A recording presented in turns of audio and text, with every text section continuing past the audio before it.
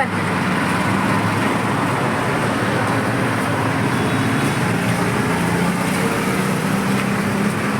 ತುಂಬಾ ಅಪರೂಪ ಆಗ್ಬಿಟ್ಟಿದೆ ಇತ್ತೀಚಿನ ದಿನಗಳಲ್ಲಿ ಅಲ್ವಾ ಸರ್? ಅಪರೂಪ ಅಂದರೆ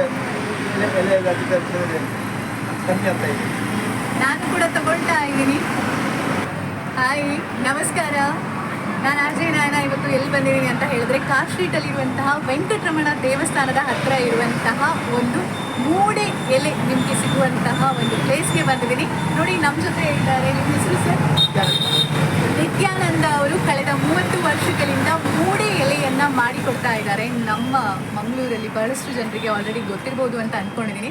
ಸರ್, ಈ ಎಲೆ ಎಲ್ಲಿ ಸಿಗುತ್ತೆ, ಹಾಗೆ ಇದರ ವಿಶೇಷತೆ ಏನು, ಅಷ್ಟಮಿಗೆ ವಿಶೇಷವಾಗಿ, ಚೌತಿಗೆ ವಿಶೇಷವಾಗಿ ಮಾಡುವಂತಹ ಈ ಮೂಡೆ ಎಲೆಯ ಬಗ್ಗೆ ಒಂದಿಷ್ಟು ಮಾಹಿತಿ ಇವರಿಂದ ತಿಳ್ಕೊಳ್ಳೋಣ. ಈಗ ಎಷ್ಟು ವರ್ಷಗಳಿಂದ ಮೂಡೆ ಎಲೆಗಳನ್ನು ಮಾಡ್ತಾ ಇದ್ರಿ ಸರ್? ನಾನು ಸಾಧಾರಣ 30-35 ವರ್ಷ ಆಯಿತು. ಒಂದೊಂದು ಜಾಗದಲ್ಲಿ ಒಂದೊಂದು 5 ವರ್ಷ 6 ವರ್ಷ ಹಾಗೆ ಅಂತೇಳಿ ಇಲ್ಲಿ ಬಂದು ಈಗ 4 ವರ್ಷ ಆಯಿತು. ಇಲ್ಲಿ 4 ವರ್ಷ ಆಯಿತು, ಅಲ್ಲಿ 10 ವರ್ಷ ಆಯಿತು. ಅದರ ನಂತರ ಆಚೆ 7 ವರ್ಷ, ಹಾಗೆ ಒಟ್ಟಿಗೆ 30 ವರ್ಷ ನಂದಾಯಿತು.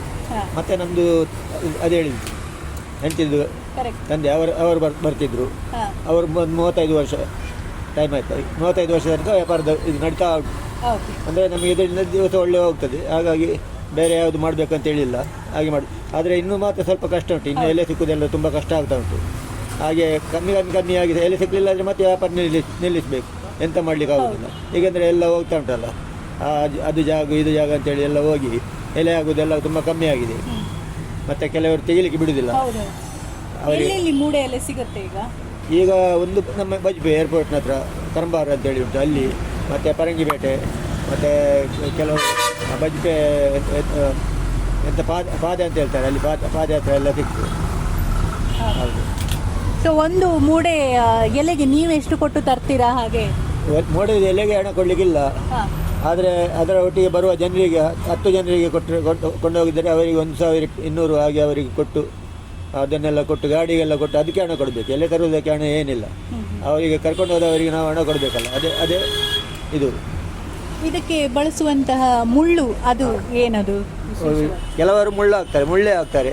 ಇದರದ್ದು ನಾಚಿಕೆ ಮುಳ್ಳು ಅಂತ ಇದರದ್ದು ಹೂವಿನ ಮುಳ್ಳು ಬರ್ತದೆ, ಮುಳ್ಳು ಹಾಕ್ತಾರೆ. ಕೆಲವರು ಹೊಸ ಹಿಡಿದು ಅದನ್ನು ಕತ್ರಿಯಿಂದ ಜೂಂಚಿ ಮಾಡಿ ಅದನ್ನೇ ಹಾಕುದು, ಅದನ್ನು ಯೂಸ್ ಮಾಡ್ತಾರೆ. ಮತ್ತು ಕೊಟ್ಟಿಗೆ ಕಟ್ಟುವುದಾದರೆ ಮಾತ್ರ ಅದು ಕೊಟ್ಟಿಗೆ ಕಟ್ಟುವುದಂತೆ ಅದು ಈ ಚಿಕ್ಕ ಕಡ್ಡಿ ಬರ್ತದೆ ಅಂಗಡಿಯಲ್ಲಿ, ಅದು ಕೊಟ್ಟಿಗೆಲ್ಲ ಯೂಸ್ ಮಾಡ್ತಾರೆ. ಇದಕ್ಕಾಗೋದಿಲ್ಲ. ಚೌತಿ ಮತ್ತು ಅಷ್ಟಮಿಗೆ ಇಲ್ಲಿ ಸ್ಪೆಷಲ್. ಚೌತಿ ಅಷ್ಟಮಿಗೆ ಸ್ಪೆಷಲು. ಬಾಕಿ ದಿವಸ ನಾವು ನಿತ್ಯದಲ್ಲಿ ಇಲ್ಲಿ ಕೂತ್ಕೊಳ್ಳಿ ಮಾಡ್ತೇವೆ. ಆಗ ನಮ್ಮ ಮಟ್ಟಿಗೆ ನಮ್ಮ ಹೊಟ್ಟೆ ಬಾಡಿಗೆ ಏನು ತೊಂದರೆ ಇಲ್ಲದ ಹಾಗೆ ವ್ಯಾಪಾರ ಆಗ್ತಾ ಉಂಟು. Thank you very much. ಒಂದು ಮೂಡೆ ಎಲೆ ಮಾಡಲಿಕ್ಕೆ ಎಷ್ಟು ಟೈಮ್ ತಗೊಳ್ತದೆ ಇದು? ಒಂದು ಮೂಡೆ ಮಾಡಲಿಕ್ಕೆ ನನಗೆ ಒಂದು 2-3 ನಿಮಿಷ ಹೋಗುತ್ತದೆ. ಮನೆಯಲ್ಲಿ ಬೇಗ ಮಾಡಿ 1 ನಿಮಿಷ 2 ನಿಮಿಷದಲ್ಲಿ ಒಂದೊಂದು ಕಟ್ತಾರೆ. ಬೇರೆ ಟೈಮಲ್ಲಿ ಏನು ಕೆಲಸ ಮಾಡ್ತೀರಾ? ಇಲ್ಲ, ಬೇರೆ ಟೈಮ್ನಲ್ಲಿ ಏನು ಕೆಲಸ ಮಾಡಲಿಲ್ಲ. ಇದೇ ಮಾಡಿ 30 ವರ್ಷದಿಂದ ಇಲ್ಲೇ ಇದ್ದೇನೆ.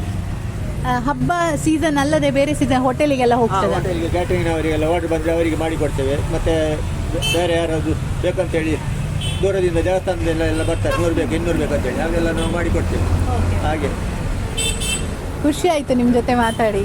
ನನಗೂ ಒಂದು ಮೂಡೆ ಮಾಡಿ ತಿನ್ನಲಿಕ್ಕೆ.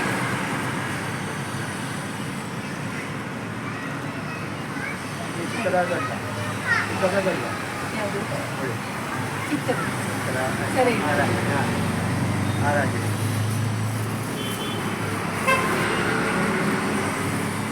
Thank you.